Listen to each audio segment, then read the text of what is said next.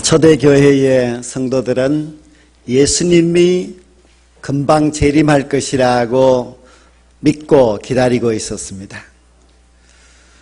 예수님의 재림을 기다리는 그들이 가장 열심히 한 일이 무엇인가 하면은 기도였습니다. 우리도 지금 종말의 때를 맞이하여서 주님의 오심을 기다리고 있습니다. 우리가 가장 중요하게 생각하고 해야 할 일은 기도인 줄로 믿습니다.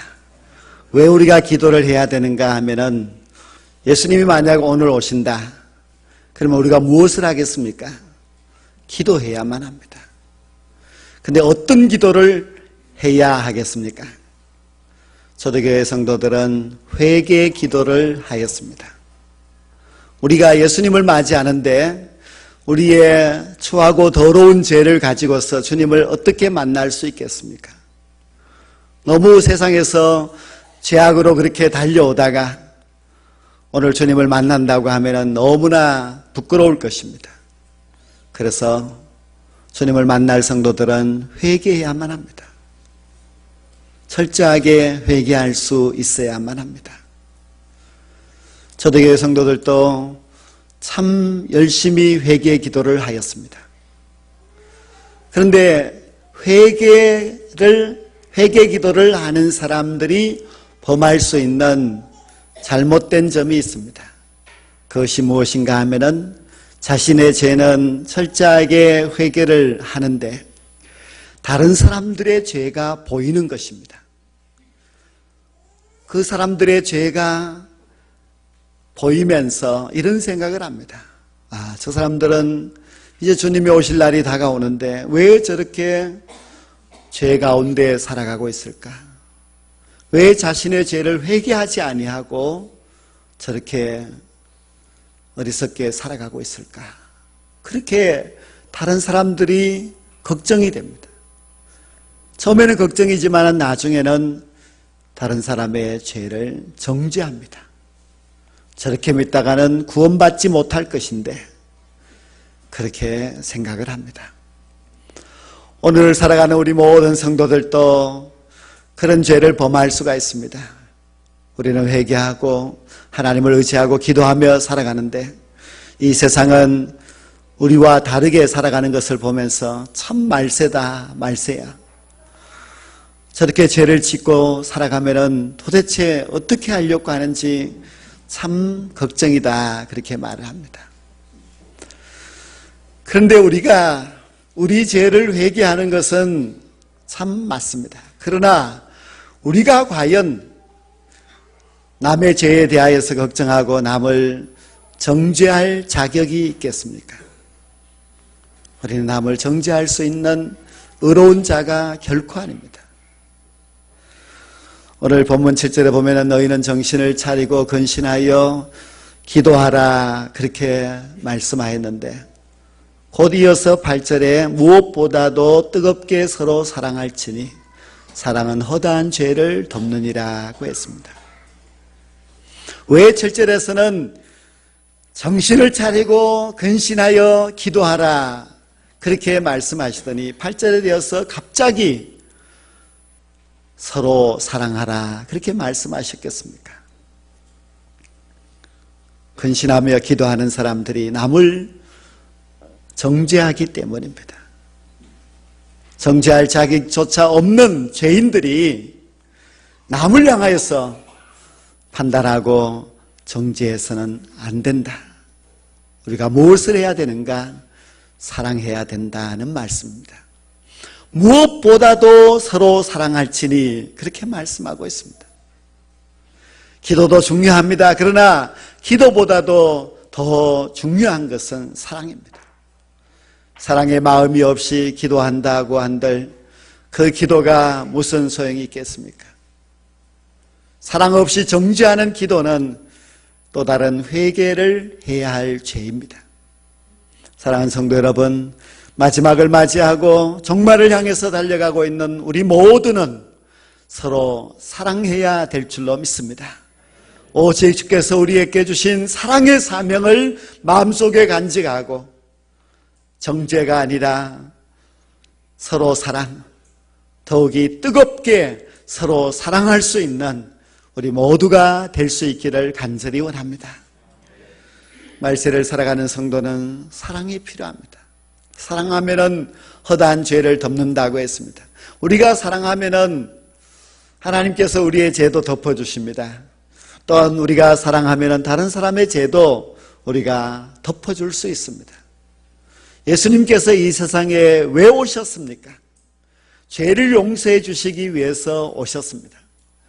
예수님께서 이 세상에 죄인된 우리 모두를 구원하시기 위하여서 그 죄를, 그 허물을 덮으시기 위하여서 십자가에 달려 죽으셨습니다.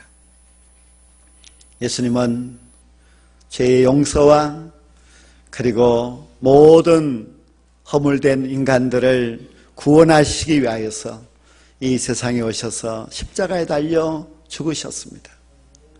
주님이 우리를 사랑하시고 주님이 우리의 허물을 위하여서 그렇게 죽으셨는데 우리가 어떻게 사랑하지 못하고 남을 비판하고 정죄하고 또 용서하지 못하고 남을 판단할 수가 있겠습니까?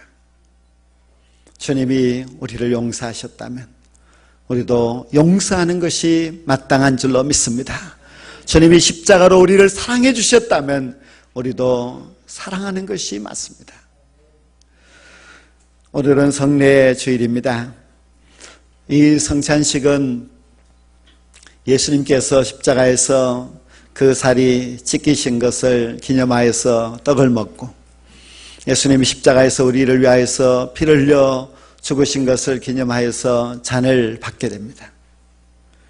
그런데 예수님의 그 떡과 그 잔은 현재도 우리에게 은혜가 됩니다. 우리가 지난날 많은 죄악으로 살고 허물을 갖고 살아왔습니다. 그런데 이제 이 주님의 성찬에 참여하여 떡과 잔을 받을 때에 우리 주님께서 이 시간 우리에게 은혜를 베풀어 주셔서 우리의 모든 죄와 허물을 덮어 주실 줄로 믿습니다. 용서하여 주시는 그런 은혜의 시간이 될 줄로 믿습니다.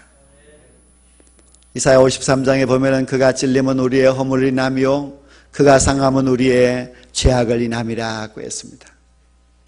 예수님의 이 살과 예수님의 이 피는 우리의 모든 허물과 우리의 모든 죄악을 용서하시고 덮어주시는 그런 놀라운 은혜가 있을 줄로 믿습니다.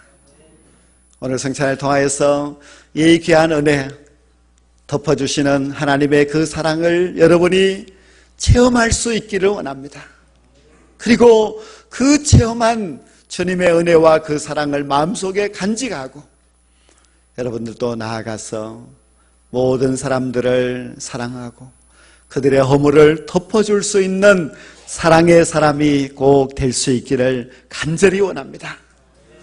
우리는 사랑의 삶을 살아야만 합니다. 마지막 때를 맞이하여서 주님을 기다리는 성도가 사랑이 식어버렸다면 얼마나 부끄러운 사람이겠습니까? 주님이 우리를 사랑하시고 우리를 용서하여 주셨다면 이 용서함을 받은 우리 모든 성도들이 서로 사랑해야 합니다. 서로 뜨겁게 사랑해야만 합니다. 무엇보다도 뜨겁게 형제와 자매를 사랑할 수 있는 사랑의 사람들이 다 될 수 있기를 간절히 원합니다. 세상에서는 죄와 허물이 있는 사람들은 그 대가를 치러야만 합니다. 벌을 받아야 하고 사람들의 비판을 받고 더 심하면은 형벌을 받기 위하여서 잡혀가야 되고 또 형을 살아야 되고 그렇습니다. 그러나 교회는 다릅니다. 교회는 어떤 죄를 어떤 허물을 갖고 있는 사람이라도 이 교회 공동체에 들어오면은 용서가 있고 그리고 주님의 사하심이 있습니다. 그리고 그는 남에게 비판받고 정죄받는 것이 아니라 주님의 사랑으로 말미암아 회복되고 다시 하나님의 거룩한 자녀로 일어설 수 있는 그런 은혜가 있습니다. 그래서 우리는 어떤 형제든지 어떤 자매든지 죄악된 사람을 본다 할지라도 그를 용납하고 사랑할 수 있어야만 합니다. 우리 운남교회는 모든 성도들을 대할 때에 사랑으로 대할 수 있는 사랑의 사람들이 될 수 있기를 간절히 원합니다. 우리 교회는 사랑이 넘치는 그런 귀한 공동체가 되어서 이곳에 들어오는 허물 갖고 죄 갖고 있는 모든 사람들이 사랑을 받고 다시금 사랑의 사람으로 변화될 수 있는 사랑의 교회가 될 수 있기를 간절히 원합니다. 성도 여러분, 우리는 이 성찬식을 통하여서 주의 사랑을 다시 한번 힘입고 이제 사랑의 사람으로 변화되어서 이 세상에 나아가서 살아갈 때에 남을 사랑하고 그리고 그의 죄와 허물까지도 덮어줄 수 있는 그런 마음을 갖고 살아갈 수 있기를 간절히 원합니다. 그럴 때 주님께서 다시 오시는 그날 우리는 주님을 기쁘게 맞이할 수 있는 그런 귀한 성도가 될 수 있습니다. 물론 우리가 기도도 참 중요하지만 사랑이 더 중요하다는 것을 가르쳐 주고 있습니다. 오직 사랑의 사람이 되셔서 주님의 뜻을 이 땅에 펼쳐갈 수 있는 하나님의 귀한 백성들이 될 수 있기를 주의 이름으로 간절히 축원합니다. 기도드리겠습니다. 하나님 아버지, 오늘 성례 주일을 통하여서 우리가 주의 사죄함의 은총을 받기를 원합니다.